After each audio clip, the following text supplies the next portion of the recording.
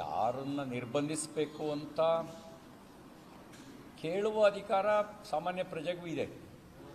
ಪ್ರಿಯಾಂಕ್ ಖರ್ಗೆ ಅವರಿಗೂ ಕೇಳುವ ಅಧಿಕಾರ ಇದೆ. ಆದರೆ ಅವರು ಯಾವ ಕಾರಣಕ್ಕೆ ಅಂತ ಆಪಾದನೆ ಇದೆಯಲ್ಲ, ಅದು ಪೂರ್ವಾಗ್ರಹ ಪೀಡಿತವಾಗಿರೋದು, ದ್ವೇಷದಿಂದ ಕೂಡಿರೋದು, ಸಂವಿಧಾನ ಬಾಹಿರವಾಗಿರೋದು ಅವರ ಆಪಾದನೆ. ಅವರು ಹೇಳಿದ್ದಾರೆ, ಶಾಲೆಗಳಲ್ಲಿ ಘೋಷಣೆಗಳನ್ನು ಕೂಗುತ್ತಾ ಮತ್ತು ಮಕ್ಕಳ ಮನಸ್ಸಿನಲ್ಲಿ ನಕಾರಾತ್ಮಕ ಭಾವನೆಗಳನ್ನು ಬಿತ್ತುತ್ತಾ, ಇದು ಅವರ ಆಪಾದನೆ, ಸುಳ್ಳು ಆಪಾದನೆ, ಪೂರ್ವಾಗ್ರಹದಿಂದ ಕೂಡಿರ್ತಕ್ಕಂಥ ಆಪಾದನೆ, ದ್ವೇಷದ ಆಪಾದನೆ. ಸಂವಿಧಾನವೇ ಸಂಘಟನೆ ಕಟ್ಟೋದಕ್ಕೆ ಮುಕ್ತ ಅವಕಾಶ ಕೊಟ್ಟಿದೆ.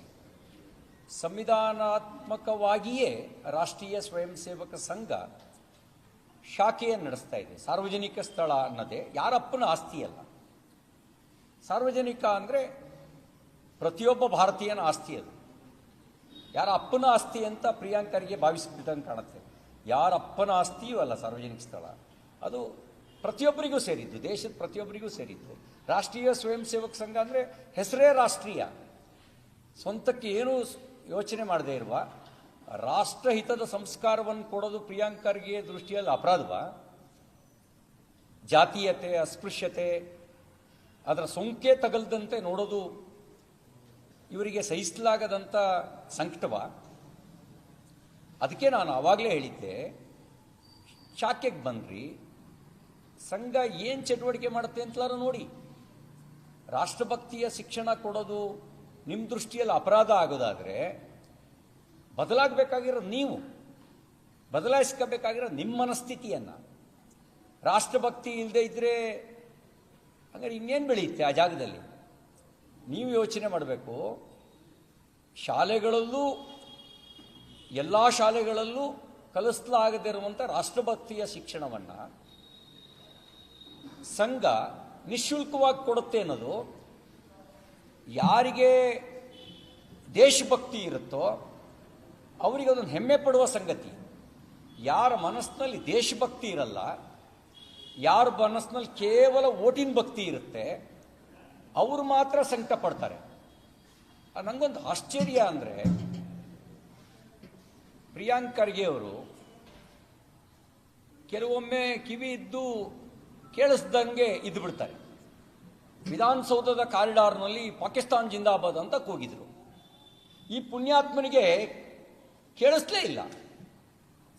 ಪತ್ರಕರ್ತರು ಹೇಳಿದ್ರು ಅದು ಹಂಗಲ್ಲ ಅಂತ ಸಮರ್ಥನೆ ಕೊಡ್ಲಿಕ್ಕೆ ಹೊರಟರು. ಆಮೇಲೆ FIR, ಸಾರ್ವಜನಿಕ ಒತ್ತಡ, ಮಾಧ್ಯಮದವರು ಸತ್ಯವನ್ನು ಬಿತ್ತರಿಸಿದ ನಂತರ FIR ದಾಖಲಾಯಿತು. ಇವತ್ತಿಗೂ ಅವರ ಪಕ್ಷದ ಒಬ್ಬ ಜವಾಬ್ದಾರಿಯುತ ಸಂಸದ, ನನಗಿರೋ ಇನ್ಫಾರ್ಮೇಶನ್ ಪ್ರಕಾರ SIT ಮುಂದೆ ಹೋಗಿ ಸ್ಟೇಟ್ಮೆಂಟೇ ಕೊಡಲಿಲ್ವಂತ. SIT ಮುಂದೆ ಸ್ಟೇಟ್ಮೆಂಟೇ ಕೊಡಲಿಲ್ಲ. ಈ ವಿಷಯದಲ್ಲಿ ಇವ್ರ ಬಾಯಿಂದ ಮಾತೇ ಬರಲ್ಲ. ಕೆಲವೊಮ್ಮೆ ಕಣ್ಣಿದ್ದು ದೃಷ್ಟಿಹೀನರಂತೆ, ಕಿವಿ ಇದ್ದು ಕೇಳಿಸಲಾರದವರಂತೆ ಇರುವ ಜಾಣ್ಮೆ ಪ್ರಿಯಾಂಕ್ ಖರ್ಗೆ ಅವರಿಗಿದೆ. ಆದರೆ ದೇಶಭಕ್ತಿಯ ಶಿಕ್ಷಣ ಕೊಡುವಂಥ ರಾಷ್ಟ್ರೀಯ ಸ್ವಯಂ ಸೇವಕ ಸಂಘದ ಬಗ್ಗೆ ಹೊಟ್ಟೆ ಒಳಗೆ ಯಾಕಿಷ್ಟೊಂದು ದ್ವೇಷ? ಒಂದು ಮಾತು ಹೇಳಕ್ಕೆ ಬಯಸ್ತೇನೆ. ಇದೇ ರೀತಿಯ ನಕಾರಾತ್ಮಕ ಧೋರಣೆಯನ್ನು ಹೊಂದಿದ್ದ ನಮ್ಮ ದೇಶದ ಒಬ್ಬರು ಪ್ರಧಾನಮಂತ್ರಿ ತನ್ನ ಜೀವನದ ಕೊನೆ ಕಾಲದಲ್ಲಿ ಇದೇ ರಾಷ್ಟ್ರೀಯ ಸ್ವಯಂ ಸೇವಕ ಸಂಘಕ್ಕೆ ಗಣರಾಜ್ಯೋತ್ಸವದ ಪೆರೇಡ್ನಲ್ಲಿ ಭಾಗವಹಿಸೋದಕ್ಕೆ ಅವಕಾಶ ಕೊಟ್ಟು ತಾನು ಬದಲಾದರು. ಇನ್ನೊಬ್ಬರು ಗಾಂಧಿ ಹತ್ಯೆ ಆರೋಪದ ಮೇಲೆ ರಾಷ್ಟ್ರೀಯ ಸ್ವಯಂ ಸೇವಕ ಸಂಘದ ಸ್ವಯಂ ಸೇವಕರ ಮನೆಗೆ ಬೆಂಕಿ ಇಡಲಿಕ್ಕೆ ಬಂದವರು ಒಬ್ಬ ನಾಯಕರು ತಾನು ತನ್ನ ಜೀವಿತಾವಧಿಯಲ್ಲೇ ತನ್ನ ಧೋರಣೆಯನ್ನು ಬದಲಾಯಿಸಿಕೊಂಡು ರಾಷ್ಟ್ರೀಯ ಸ್ವಯಂ ಸೇವಕ ಸಂಘದ ಕಾರ್ಯಕ್ರಮಕ್ಕೆ ಬಂದು ರಾಷ್ಟ್ರೀಯ ಸ್ವಯಂ ಸೇವಕ ಸಂಘವನ್ನು ಹಾಡಿ ಹೊಗಳಿದ್ರು. ಇನ್ನು ಕೆಲವರು ಹೊಟ್ಟೆ ಒಳಗಡೆನೆ ಈ ದ್ವೇಷವನ್ನು ಇಟ್ಕೊಂಡು ಹೊಟ್ಟೆ ಹುಣ್ಣಿನಿಂದಾಗಿ ಜಗತ್ತಿನಿಂದಲೇ ಕಣ್ಮರೆಯಾದರು. ನಿಮ್ದು ಯಾವ ಪಾಡಾಗುತ್ತೋ ನೋಡೋಣ. ನೀವು ನಿಜವಾಗಲೂ ದೇಶಭಕ್ತರಾದರೆ ದೇಶಭಕ್ತಿಯ ವಿಚಾರವನ್ನು ಬಿತ್ತುವ ಯಾವ ಸಂಘಟನೆಯನ್ನು ದ್ವೇಷ ಮಾಡಲ್ಲ. ನೀವು ದ್ವೇಷ ಮಾಡಬೇಕಾಗಿರೋದು ಈ ನೆಲದ ಅನ್ನ ತಿಂದು ನೆಲಕ್ಕೆ ದ್ರೋಹ ಬಗೆತಕ್ಕಂಥ ಸಂಘಟನೆಗಳು ಮತ್ತು ವ್ಯಕ್ತಿಗಳನ್ನು ದ್ವೇಷ ಮಾಡಬೇಕು. ಸಂಘ ಆ ಕೆಲಸನ ಯಾವತ್ತೂ ಮಾಡಿಲ್ಲ. ಮತ್ತೆ ಸಂಘ 3 ಬಾರಿ ಬ್ಯಾನ್ ಮಾಡಿದ್ರು. 48ರಲ್ಲಿ ಬ್ಯಾನ್ ಮಾಡಿದ್ರು, 75ರಲ್ಲಿ ಬ್ಯಾನ್ ಮಾಡಿದ್ರು, 92ರಲ್ಲಿ ಬ್ಯಾನ್ ಮಾಡಿದ್ರು. ನೀವೆಲ್ಲ ಹೇಳಿದ ಈ ಹಳಸಲು ವಿಚಾರಗಳೆಲ್ಲ ಆಗಲೂ ಚರ್ಚೆಗೆ ಬಂದು ಎಲ್ಲೂ ಸಾಬೀತುಪಡಿಸೋಕ್ಕಾಗಲಿಲ್ಲ. ನಿಮ್ಮ ಪಕ್ಷ ಅಂತ ನೀವು ಭಾವಿಸೋದಾದರೆ ಈಗಿರೋ ಕಾಂಗ್ರೆಸ್ಸು, ಅದು ಯಾವ ಕಾಂಗ್ರೆಸ್ ನಂಗೆ ಗೊತ್ತಿಲ್ಲ, 3 ಬಾರಿ ಬ್ಯಾನ್ ಮಾಡಿ 3 ಬಾರಿಯೂ ಕೂಡ ಇದು ಯಾವುದೂ ಸಾಬೀತುಪಡಿಸೋಕ್ಕಾಗಲಿಲ್ಲ. ಹಾಗಾಗಿ ನಿಮ್ಮ ಟೊಳ್ಳುತನ, ನಿಮ್ಮ ದ್ವೇಷ ನಿಮ್ಮ ಪತ್ರದ ಮೂಲಕ ವ್ಯಕ್ತ ಆಗಿದೆ.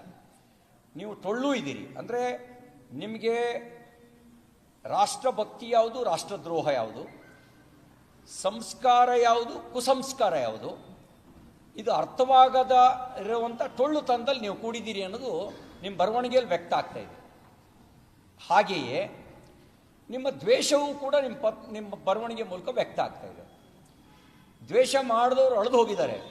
ಸಂಘ ಶತಾಬ್ದಿಯ ವರ್ಷಾಚರಣೆ ಮಾತ್ರ ಅಲ್ಲ, ಜನಪ್ರೀತಿಯನ್ನು ಗಳಿಸ್ಕೊಳ್ತಾ ಹೆಚ್ಚು ಹೆಚ್ಚು ಸ್ವಯಂ ಸೇವಕರನ್ನ ಒಳಗೊಳ್ತಾ ತನ್ನ ಗುರಿ ಏನಿದೆ ಅಂದರೆ ತಾನೇ ರಾಷ್ಟ್ರದ ಭಾಗವಾಗಬೇಕು, ರಾಷ್ಟ್ರದೊಂದು ಸಂಘಟನೆ ಅಲ್ಲ, ಪ್ರತಿಯೊಬ್ಬ ಸಮಾಜದ ಒಂದು ಭಾಗ ಆಗಬೇಕು, ಸಮಾಜದಲ್ಲಿ ಒಂದು ಸಂಘಟನೆ ಅಲ್ಲ, ಸಮಾಜದ ಪ್ರತಿಯೊಬ್ಬರು ಈ ವಿಚಾರವನ್ನು ಸ್ವೀಕಾರ ಮಾಡಬೇಕು ಅನ್ನೋದು ಡಾಕ್ಟರ್ ಜಿಯವರ ಕನಸಿತ್ತು. ಅಂದರೆ ಇದು ಎಲ್ಲರೂ ಸ್ವೀಕಾರ ಮಾಡುವಂಥ ಒಂದು ವಿಚಾರ. ಎಲ್ಲರೂ ರಾಷ್ಟ್ರಭಕ್ತಿಯನ್ನು ಒಳಗೊಳ್ಳಬೇಕು, ಮುಂದೊಂದು ದಿನ ಸಮರಸ ಆಗಿಬಿಡಬೇಕು ಸಂಘ ಅನ್ನೋದು ಅವ್ರ ವಿಚಾರ ಇತ್ತು. ಸಂಘದ ವಿಚಾರ ಬೇರೆ, ಸಮಾಜದ ವಿಚಾರ ಬೇರೆ ಇರಬಾರ್ದು ಅಂತ. ನಿಜ, ಈ ಕೆಲವರಿಗೆ ನಿಮ್ಮಂಥವರಿಗೆ ಇನ್ನೂ ಸಂಘವನ್ನು ಅರ್ಥೈಸಿ ರಾಷ್ಟ್ರಭಕ್ತಿಯ ಸಂಸ್ಕಾರ ಕೊಡೋದಕ್ಕೆ ಇನ್ನಷ್ಟು ಪರಿಶ್ರಮ ಪಡಬೇಕಾಗತ್ತೆ. ಆ ಪ್ರಯತ್ನನ ಸಂಘದ ಸ್ವಯಂ ಸೇವಕರು ಮುಂದುವರಿಸ್ತಾರೆ. ಸಂಘ ಅಂತಕ್ಕಂಥದ್ದು ಎಲ್ಲ ಅಗ್ನಿ ಪರೀಕ್ಷೆಯನ್ನು ದಾಟಿ ಬರುವ ಅಗ್ನಿ ಪರೀಕ್ಷೆಗಳನ್ನು ಕೂಡ ರಾಷ್ಟ್ರಹಿತಕ್ಕಾಗಿ ಎದುರಿಸೋದಕ್ಕೆ ಸಿದ್ಧವಾಗಿರ್ತಕ್ಕಂಥ ಸ್ವಯಂ ಸೇವಕರ ಒಂದು ಪಡೆ. ಹಾಗಾಗಿ ಈ ಎಲ್ಲವನ್ನು ಎದುರಿಸ್ತೀವಿ. ಮತ್ತು ನೀವು ಹೇಳಿದಂತೆ ಲಾಠಿ ಹಿಡಿಯೋದು ಸಂವಿಧಾನ ಬಾಹಿರ ಅಲ್ಲ. ಲಾಠಿ ನಿಮ್ಗೆ ಯಾವಾಗ ಬಾಂಬ್ ಥರ ಕಾಣ್ತು? ನೀವು ಬಾಂಬ್ ತಯಾರಿಸಿ ದೇಶದ್ರೋಹ ಚಟುವಟಿಕೆ ಮಾಡಿರೋರ ಬಗ್ಗೆ ಒಂದಿನೂ ಬಾಯಿ ಬಿಡಲಿಲ್ಲ. ಇದರಿಂದಲೇ ನಿಮ್ಮ ಬೂಟಾಟಿಕೆ ಏನು ಅನ್ನೋದು ಅರ್ಥ ಆಗುತ್ತೆ. ಹಾಗಾಗಿ ಈ ನಿಮ್ಮ ದ್ವೇಷದ ಮನಸ್ಥಿತಿಯನ್ನು ಬದಲಾಯಿಸ್ಕೊಳ್ಳಿ. ಅತಿ ಹೊಟ್ಟೆ ಕಿಚ್ಚು ಅದು ಹೊಟ್ಟೆ ಹುಣ್ಣಿಗೆ ಕಾರಣ ಆಗುತ್ತೆ. ಆ ಹೊಟ್ಟೆ ಹುಣ್ಣು ಒಳ್ಳೆಯದಲ್ಲ. ನಿಮ್ಮ ಈ ಹೊಟ್ಟೆ ಕಿಚ್ಚು ನಿಮ್ಮ ಹೊಟ್ಟೆ ಹುಣ್ಣಿಗೆ ಕಾರಣವಾಗಿ ಮುಂದೊಂದು ದಿನ ನೀವು ರೋಗಿಗಳಾಗಿ ನರಳುವ ಸ್ಥಿತಿ ಬರಬಾರದು.